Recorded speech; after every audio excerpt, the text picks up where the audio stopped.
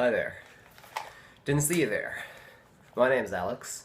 You don't know me, but you've heard me play guitar at least once or twice, and so I thought I'd tell you a little bit about what I do when writing riffs for songs and writing whole songs.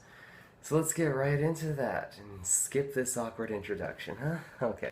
Right, so the first thing that I do when I write a song is I sit down at the chair. That's stupid. Let's get right into the riffs.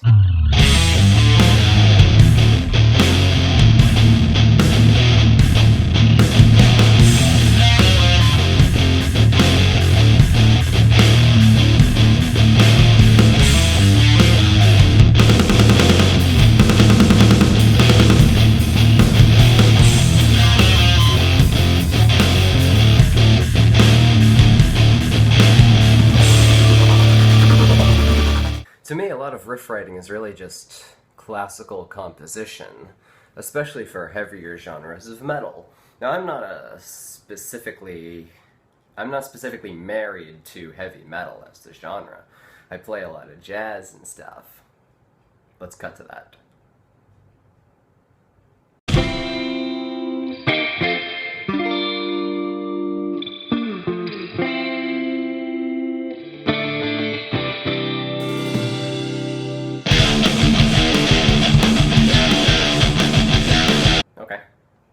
Right, so you've seen that.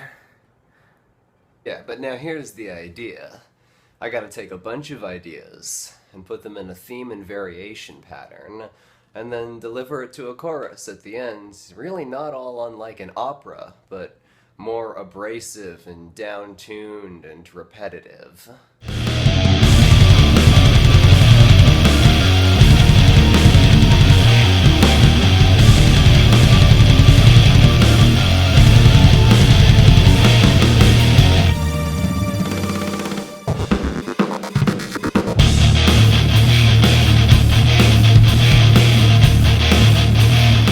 Opera, he says. Trust me, that's how it works. It's really like classical composition. I've got a bunch of ideas in my mind, whether it's something really abrasive and low down at the end, or it's some sort of lead line up at the top, and the guitar's out of the picture, so here you go, and this sort of thing. It all comes together to form a complete picture, and every part has to flow into one another. We don't usually do a verse-chorus-verse thing in certain genres of metal. And I would call this sort of a new metal project. New metal spelled N-U because rebels in the 90s couldn't spell. That's how we got Clinton elected, by the way. And anyways, in new metal, you can have a verse-chorus-verse format, so we toy with that a little bit, but oftentimes I just kind of like to let things go. And you always, as a songwriter and a producer, you don't write songs, you build songs. You let the song tell you where it's going next. So I write my first riff, and then I hear it. I hear it in my mind. Where's it going next? And I have to follow that, because if I don't follow it, then it's going to sound a little bit more forced. So I go to these black metal-ish sections, and I go to these djenty sections, and a bunch of other obscure terms that, unless you're as deep into the world of music as I am, mean absolutely nothing to you. Lots of modal movements and chromatic passages and so on and so forth. So that brings us to the end of the song, and as I was mentioning earlier, sort of like a classical opera of sorts, you know. You'd have your recitatives and your arias and a bunch of other Italian terms. See, I have Italian ancestry, you'd think I'd know this. But anyways, by the end of it, you've got to get to the uplifting chorus, the thing that will implant in the listener's mind.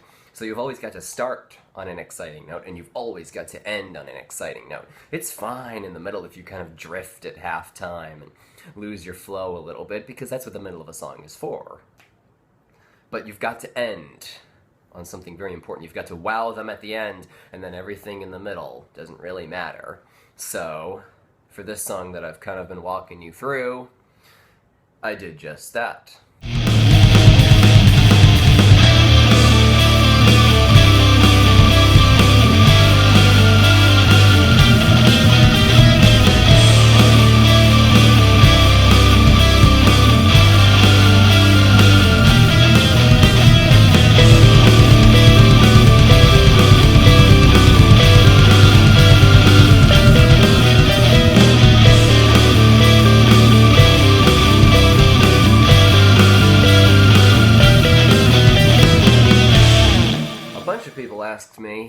What's the tone that you're using on these guitar tracks?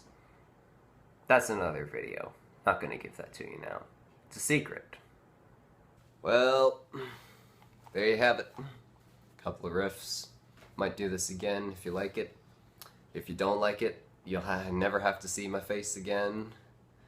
And yeah, we're kind of working on a little EP, Kyle, Mike, and I, and I've almost done all of my stuff, because when you do nothing all day, it's very easy to just write a lot of riffs and work on a lot of songs. And my next step is kind of writing solos, so maybe I'll do a video on solos. Maybe I'll do a Q&A, get to know me sort of thing. I don't know what, I mean, why not? You tell me what you want to see next. Au revoir.